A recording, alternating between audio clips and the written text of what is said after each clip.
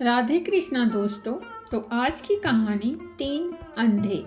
एक बार की बात है, एक ब्राह्मण बाजार से होकर जा रहा था कि वह बोला, हे नारायण, मैं तुझसे प्रार्थना करता हूँ कि तू मुझे 100 रुपये दे दे, तो मैं उनमें से 10 रुपये तेरे नाम के गरीबों को दे दूंगा, क्योंकि उसके पास तो अपने अगले खाने के लिए भी पैसे नहीं थे। भगवान नारायण को उस पर दया आ गई और उन्होंने उसकी प्रार्थना सुन ली।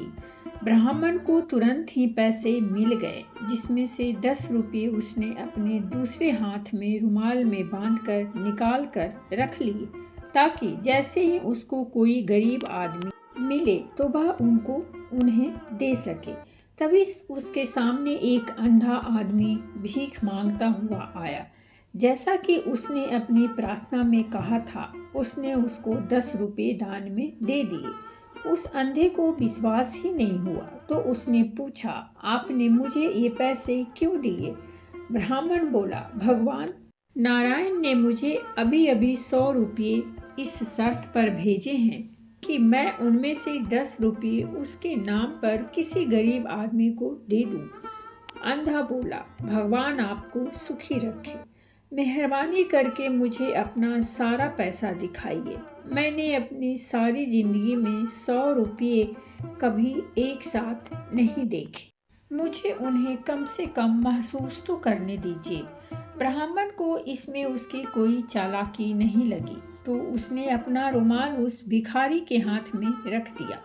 बेवकूफ़ आदमी, वह कुछ जरा ज़्यादा ही सीधा रहा होगा। पैसों का रुमाल लेते ही भिखारी ने दिखाया कि वह उसका ही पैसा है। ब्राह्मण उसके ऊपर चिल्लाया और उससे अपना रुमाल छीन लिया, तो भिखारी ने जोर जोर से शोर मचाना शुरू कर दिया, बचाओ बचाओ, यह आदमी चोर है, यह मेरा सब कुछ छीनना चाहता है। ऐ लोगों, इसको पकड़ लो, अब इससे और लड़ने की ताकत मेरे अंदर नहीं है। आसपास के लोग चिल्लाए, क्या बात है, क्या किया है इसने? भिखारी बोला, यह मेरे पैसे छीनना चाहता है, इसके हाथ में मेरे सारे पैसे हैं, 90 रुपये, चाहो तो गिन लो, मैं सच बोल रहा हूँ। लोगों ने ब्राह्मण को पकड़ लिया और उसके रुमाल के पैसे गिने तो वे वाकई 90 रुपये थे। उन्होंने भिखारी का विश्वास कर लिया और उसका पैसा उसको वापस कर दिया। ब्राह्मण ने इसका बहुत विरोध किया, पर सब बेकार, लोग उसका विश्वास ही नहीं कर रहे थे। उसने उनको अपनी कहानी भी सुनाई, पर वह भी उनकी कुछ समझ में नहीं आई कि ऐसा कैसे हो सकता था। सो वह अपने घर की तरफ जितनी जल्दी हो सकता था चला गया। जब वह घर पहुंचा तो उसने यह किस्सा अपनी पत्नी को बताया, तो उसकी पत्नी ने कहा, तुम भी कितने बेवकूफ़ थे कि तुमने उस भिखारी को अपने पैसे दिखा दिए। तुम्हें अभी भी इस अंधे भिखारी की चाल समझ में नहीं आई और तुम यहाँ लौट कर चले आए। जाओ और जाकर उसका पीछा करो और देखो कि वह वो पैसे कहाँ रखता है। ब्राह्मण तुरंत ही बाजार वापस गया। वहाँ उसको वह अंधा भिखारी मिल गया। वह धीरे धीरे एक मस्जिद की तरफ जा रहा था। मस्जिद के अंदर पहुंचकर वह वहाँ एक जगह पर बैठ गया। कुछ देर बाद उसने चारों तरफ देखकर कहा, यहाँ तो कोई नहीं है। फिर भी यह यकीन करने के लिए कि वहाँ कोई नहीं है, उसने अपनी डंडी को अपने चारों तरफ मारा और फिर बोला, हाँ, यहाँ कोई नहीं है, यह जगह सुरक्षित है। फिर वह मस्जिद के एक कोने में गया। वहाँ पहुंचकर उसने फर्श से थोड़ी सी मिट्टी के बर्तन में रख दिए जो उसने वहाँ छिपा रखा था। फिर वह बोला, अल्लाह का लाख लाख शुक्र है, सुबह मेरे पास केवल 1000 रुपये ही थे, पर अब मेरे पास 1100 रुपये हैं। अल्लाह का बहुत बहुत शुक्रिया। जब ब्राह्मण ने भिखारी के ये शब्द सुने तो वह बहुत खुश हुआ। यह करके भिखारी मस्जिद के बाहर निकल आया। जैसे ही वह मस्जिद के बाहर निकला तो ब्राह्मण मस्जिद के अंदर गया। वहाँ से वह मिट्टी का बर्तन निकाला और उसे अपने घर ले गया। जब वह घर पहुंचा तो उसकी पत्नी ने उसकी बहुत तारीफ की और उसको फिर से उस अंधे भिखारी के पीछे पीछे जाने के लिए कहा कि जाओ और देख कर आओ कि वह अब आगे क्या करता है। ब्राह्मण फिर चला गया। ब्राह्मण सारा दिन उस भिखारी के पीछे पीछे घूमता रहा। शाम को उसने खुद को फिर से मस्जिद के पास पाया। वह भिखारी उस दिन की तरह से आज भी कुछ पैसे जो उसने उस दिन कमाए थे वहां जमा करने गया था। जब उस अंधे आदमी को उसके पैसे वाला मिट्टी का बर्तन धरती में गड़ा नहीं मिला तो वह बहुत दुखी हुआ। वह बेचारा अपना चेहरा और छाती पीट पीट कर रोने लगा। इस सब से उसने इतना शोर मचाया कि उस मस्जिद का मुल्ला उसको देखने पहुंचा कि यह कौन है और क्यों रो रहा है। दुर्भाग्य से वह मुल्ला भी अंधा था पर था बहुत चालाक। मुल्ले ने भिखारी से पूछा, यहाँ तुम यह क्या कर रहे हो? सबको परेशान कर रहे हो और मस्जिद की ज़मीन भी खराब कर रहे हो। चले जाओ यहाँ से। तुम हमारे और हमारी मस्जिद के ऊपर पाप चढ़ाने वाले हो। यहाँ से तुम तुरंत चले जाओ वरना मैं अभी लोगों को बुला लूँगा और तुमको अपने इस व्यवहार पर पछताना पड़ेगा। भिखारी बोला, जनाब मेरे पास जो कुछ भी था मेरा वह सब डाकू लूट कर ले गए। यहाँ कोई चोर आया और वह मेरा सारा पैसा निकाल कर ले गया। मैं क्या करूँ? मुल्ला बोला, तुम तो बड़े ही बेवकूफ़ हो। यह रोना धोना बंद करो और इस घटना से अपने अच्छे भविष्य के बारे में सीखो। किसी ने कभी क्या यह भी सुना है कि कोई अपने 1100 रुपये एक मिट्टी के बर्तन में रखकर इस मस्जिद जैसी आम जगह पर रख दे जहां सारे दिन लोग आते जाते रहते हों। अगर तुमने भी ऐसा ही किया होता जैसा कि मैंने किया तो तुम्हारे साथ यह न हुआ होता। गरीब भिखारी ने पूछा, तुम कैसे करते हो? मुल्ला बोला, मेरे पास एक बहुत बड़ी खोखली डंडी है। मैं अपना सारा पैसा उसी डंडी में रखता हूँ और वह डंडी मैं हमेशा अपने पास रखता हूँ। देखो यह यहाँ है।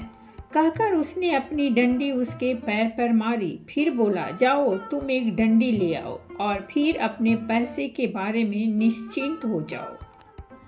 यह सुनकर ब्राह्मण ने अंधे मुल्ला की तरफ इस तरह से ध्यान से देखा जैसे वह उसका पैसा भी ले लेगा। सो उसने एक बड़ी डंडी ली, उसको खोखला किया और उसको मुल्ला की डंडी जैसी बना दिया।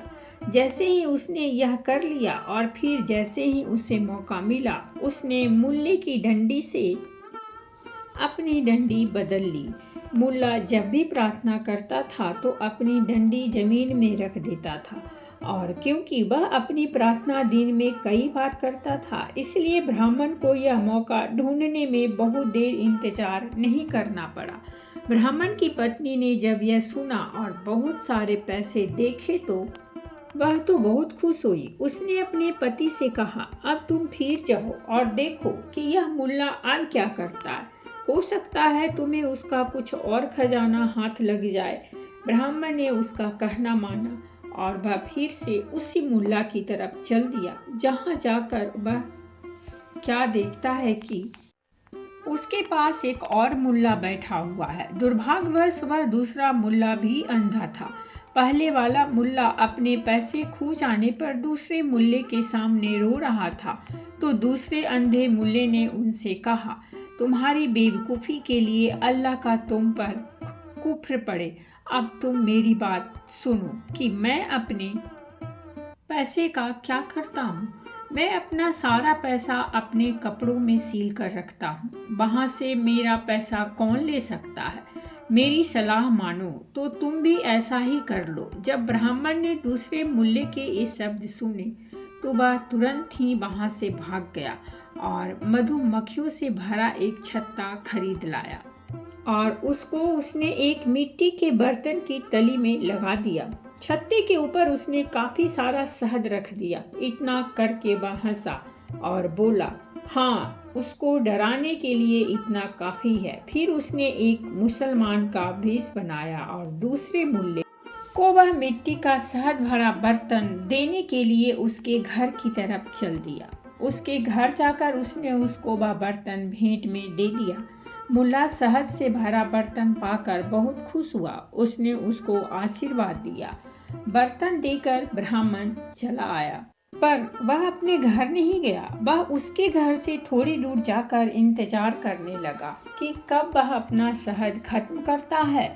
जैसे ही ब्राह्मण उसके घर से गया, मुल्ला ने शहद निकालने के लिए बर्तन में हाथ डाला कि वह उसको बड़े बर्तन में से निकालकर छोटे छोटे बर्तनों में रख दे, क्योंकि वह यह नहीं चाहता था कि कोई दूसरा उसकी इतनी सारी चीज को उसके पास एक ही बार में देख ले। उसने शहद से 1-2 छोटे बर्तन भरे ही थे कि अब उसका हाथ शहद की बजाय मधुमक्खियों से छत्ते से जा लगा। मधुमक्खियों को उसका यह बुरा व्यवहार बिल्कुल भी अच्छा नहीं लगा। वे बर्तन में से बाहर उड़ी और उसको चारों तरफ से काटने लगी। वह अपना शरीर पीटता पीटता घर के बाहर की तरफ भागा, पर मधुमक्खियां भी अपने इरादे की पक्की थीं। वे भी उसको छोड़ नहीं रही थीं। ऐसे समय में कोई भी उसकी सहायता नहीं कर रहा था। सो उस अंधे मुल्ले को अपने कपड़े उतारकर एक तरफ फेंकने ही पड़े और घर के अंदर जाना पड़ा। मधुमक्खियां भी उसके पीछे पीछे भागी। वह बेचारा तो उनके काटने से मर ही जाता अगर उसकी बीवी एक शहतूत की मोटी सी शाख लिए वहां नहीं आ गई होती और उसने उससे उनको नहीं मार भगाया होता। इस बीच ब्राह्मण ने मुल्ला के कपड़े उठाए और अपने घर भाग गया। उसकी पत्नी उसे देखकर बहुत खुश हुई। वह बोली, हम लोग तो अब बहुत अमीर हो गए, अब हमें अपनी बाकी जिंदगी के लिए कुछ नहीं चाहिए। जैसे ही मुल्ला को मधुमक्खियों के काटने से थोड़ा सा होश आया तो उसने देखा कि उसके तो कपड़े ही गायब हैं। यह देखकर उसको बहुत परेशानी हुई। वह तुरंत पहले वाले अंधे मुल्ले के पास गया और उससे अपना सारा हाल कहा। दोनों ने आपस में मिलकर कुछ सलाह की। सो वे दोनों मिलकर अंधे भिखारी के पास गए और उसे जाकर अपनी अपनी कहानियां बताई। तीनों ने मिलकर तरकीब बनाई कि राजा के पास चला जाए और उनसे प्रार्थना की जाए कि वह इस चोर की ठीक से खोज करे। ऐसा ही किया गया। राजा ने उन तीनों की बात ठीक से सुनी और उन तीनों की कहानियों में रुचि लेने लगा। वह खुद भी यह जानने की कोशिश में लग गया कि ऐसा कौन सा आदमी था जिसने इतने 3 होशियार और चतुर लोगों को धोखा दिया। उसने सारे शहर में ढिंढोरा पिटवा दिया कि जिसने भी यह सब काम किया है आकर स्वीकार करे तो राजा उसे माफ भी कर देगा और साथ में उसको अच्छा इनाम भी देगा। यह सुनकर ब्राह्मण राजा के पास गया और उन्हें सारी कहानी सुनाई। राजा बोले, शाबाश, पर यह तो बताओ कि यह सब तुमने अकेले किया या किसी और ने भी तुम्हें इस बारे में सलाह दी? ब्राह्मण बोला, मेरी पत्नी ने मुझे यह सब करने के लिए मुझे उकसाया महाराज, और मैंने यह सब किया। राजा बोले, बहुत अच्छे। उन्होंने उसे बहुत सारी भेंटें दी और फिर उसे वहां से वापस भेज दिया। तो दोस्तों, ये थी हमारी आज की कहानी, और अगर कहानी अच्छी लगी हो तो प्लीज़ हमारे चैनल को सब्सक्राइब कीजिए, वीडियो को लाइक और शेयर जरूर कीजिए। कहानी सुनने के लिए बहुत बहुत धन्यवाद। मिलते हैं हम एक नई कहानी के साथ।